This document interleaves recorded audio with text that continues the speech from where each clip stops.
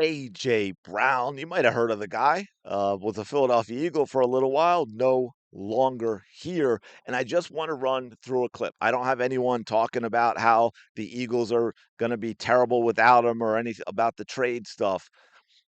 I just want to run through this for, well, a couple of reasons. Hopefully, to set some Eagles fans' minds at ease who are really worried that we lost A.J. Brown and what that means, and also to maybe open some eyes for people with regard to, those that have been very critical of Jalen Hurts this past season. So you can see what it is that both Jalen Hurts and the entire Philadelphia Eagles had to deal with this past season that really I think had a much bigger impact on them not achieving their expectations, not meeting expectations, not getting further in the playoffs, and it is not talked about enough. I really don't think with everything going on and what a big story it's been with the league because of AJ Brown ultimately getting traded, I don't think the way AJ Brown behaved on the field is getting nearly enough attention. And of course, that is partly because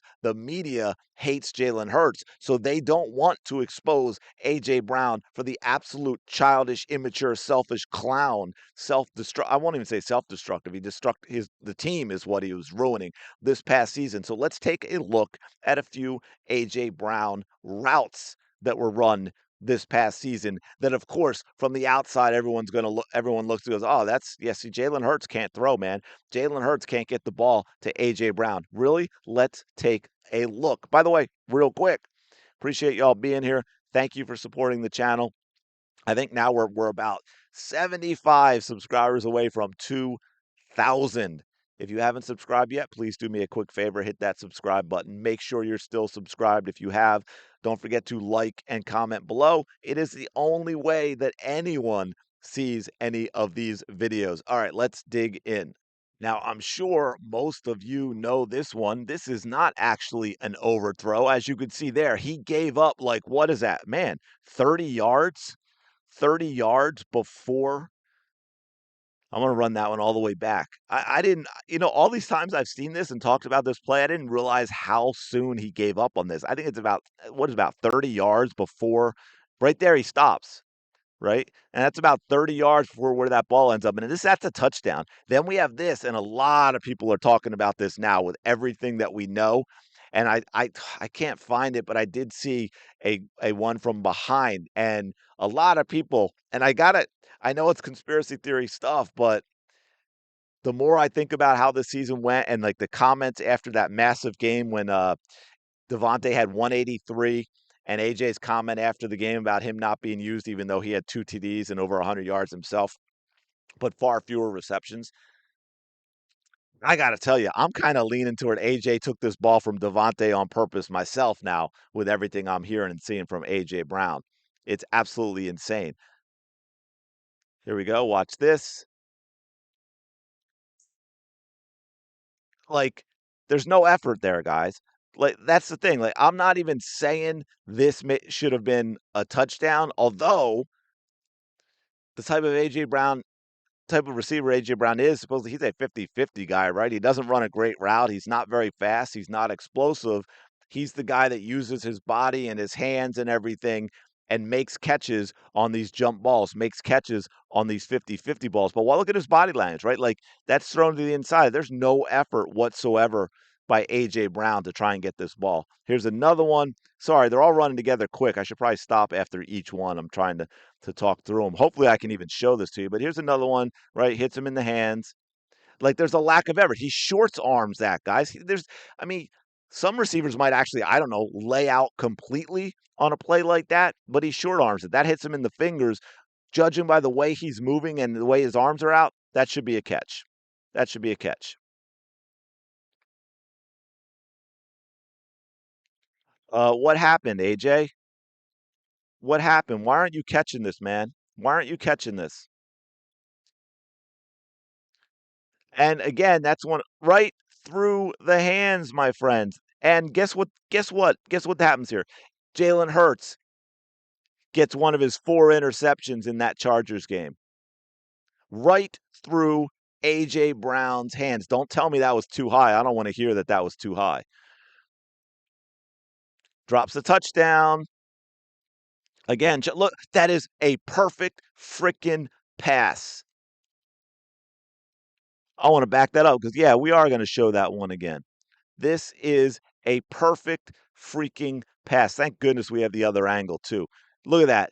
That is perfect. Perfect. Did I mention perfect?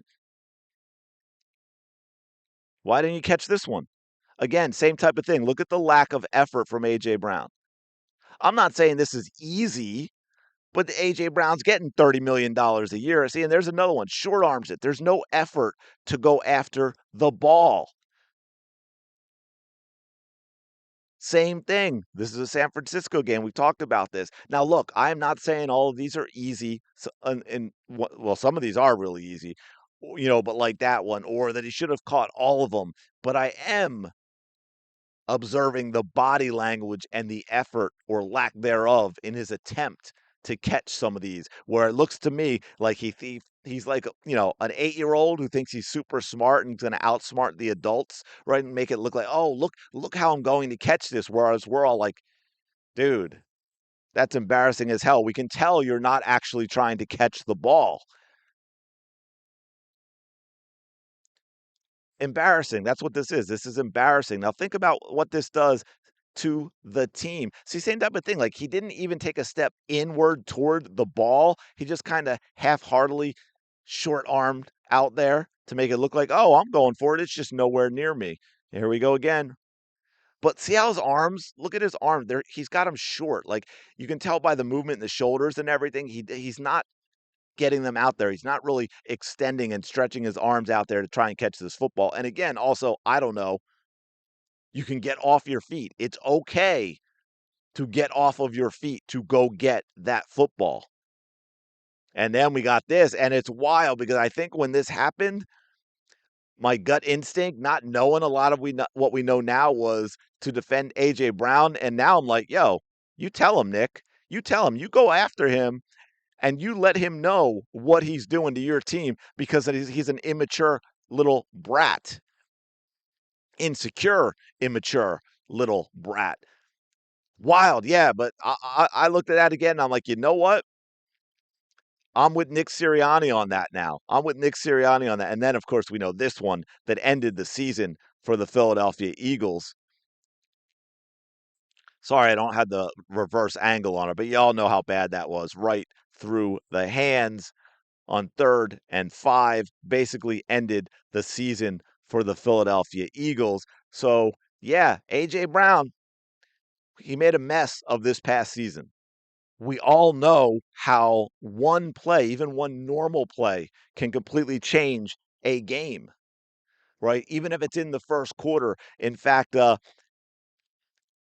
right, this is a little bit of a digression, but it fits with A.J. Brown because it's interesting. People talk about the NFL and the officiating, and there's a lot of talk now about, corruption, fixing games, and point shaving, and like all these other things. And a lot of people are like, oh, that's kind of impossible. And just because of the one call at the end of the game, what you think the officials know that everything's going to work out until the end, and then they can make the one call that impacts and makes the changes.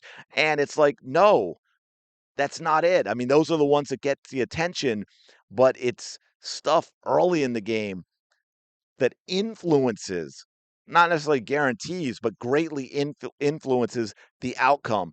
For example, and I don't have the number in front of me, but y'all who watch a lot, the true fans, and I don't think any of you aren't if you're watching this, what on first down or on 1st and 10, right? Or on 2nd and 10, what a holding call on the offensive line can do to a drive, right? More often than not, it ends it when a team's got to go 1st and 20 or 2nd and 20, right? Especially if it's a positive play that was called back. That ends so many drives. And we all know, for the most part, there's a lot of truth to the saying, well, you could call holding on pretty much any pass play if you wanted, right? So that gives the officials a whole lot of leeway. So if they want to influence the outcome of a game, they're making those holding calls strategically in the first half, in the first quarter, to slow down An offense. Well, guess what? AJ Brown's drops, AJ Brown's lack of effort, same type of thing, greatly impacts the game. We'll just go to that last one. Now, that happened to be at the end of the game, so it's noticeable even more, but that was what, 3rd and 5 or 3rd and 6 on what would be basically the final drive to try and win this playoff game. That would have been a first down in San Francisco territory. Instead, we get the ridiculous, 4 people flying down the field, throwing it to Dallas Goedert, and everyone wants to blame Jalen Hurts for that play, when, of course, Jalen Hurts, I don't think, wanted to run that play, and he actually threw the right ball. It just didn't have a whole lot of chance because of the type of play that was run by Kevin Patullo. But that was all because of A.J. Brown dropping the football. My point being with all of this is just to say, look, we're going to be okay. We may be better off without A.J. Brown. No, I don't mean from a talent perspective necessarily we're a better football team offensively. Although I'm starting to wonder, but it is sort of an addition by subtraction type of thing, that everything else that surrounds A.J. Brown, despite all that talent, hurt the team a lot more than the talent helped the team. Anyway, let me know your thoughts in the comments below. Like, comment, subscribe. I'll talk to y'all later.